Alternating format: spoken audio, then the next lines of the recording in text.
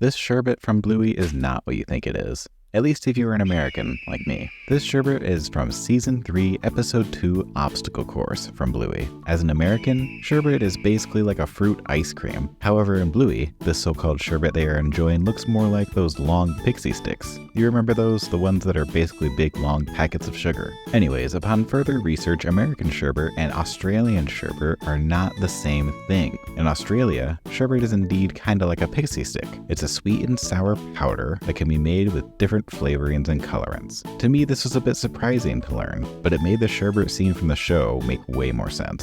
It is indeed in a long tube and has different colors. An American sherbet is not usually eaten like this, which means today I'm going to teach you how to make homemade Australian sherbet. Not something like ice cream, but a sour, sugary, powdery treat instead, in order to stay as accurate as I can to the show and make the sherbet from Bluey for real life. Tastes a bit sour, right?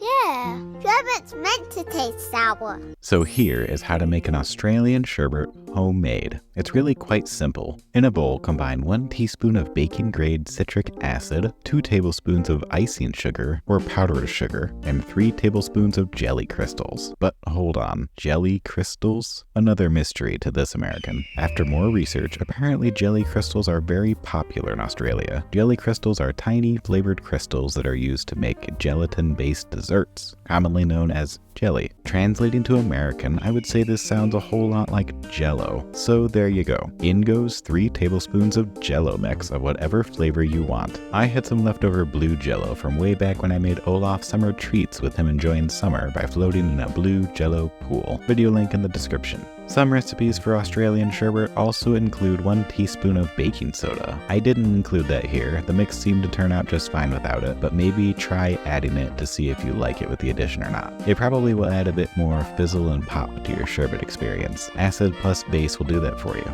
Yay, science. So whether or not you are adding baking soda, simply whisk all the ingredients together and you have yourself a homemade Australian sherbet. To make it most authentic like the show, pour it into a long tube to enjoy like a pixie stick. Looks like the colors from the sherbet and Bluey were purple, pink, and orange. So maybe a grape flavor, strawberry flavor, and orange flavor. Give it a try and see what you like. If anyone is still looking to make more of an American style sherbet instead for this, don't worry, I got you covered. All you need to do is blend 16 ounces of frozen fruit of choice with 1 14-ounce can of sweetened condensed milk. Then pour it into an ice cream machine and let it do its thing until you have some nice smooth sherbet. If you need some more specific recipes or flavor ideas for different sherbets you could try, just let me know. I can make a video for that. If you want popsicle-like versions that look like the plastic sleeves from Bluey, I also got you covered. I have another video showing how to make homemade and healthy popsicles. Check it out in the description link or banner. My original thought was I would share those recipes for how to make Bluey sherbet, but I'm glad my wife recommended to do a little digging because it turns out she was right, as she usually is most of the time. As we all know now, Australian sherbet is quite different. I had a fun time learning something new through making this video. So now you know how to make the sherbet from Bluey and the difference between typical sherbet in Australia and typical sherbet in America. It's funny how the same word for a dish can refer to very different things. As always, thank you so much for watching. If you enjoyed this video or learned something new, please consider leaving a like to this video. Also subscribe if you like Bluey. I make quite a bit of food inspired by Bluey on this channel. My kids love the show and so do I. Thanks again for watching. See you next time.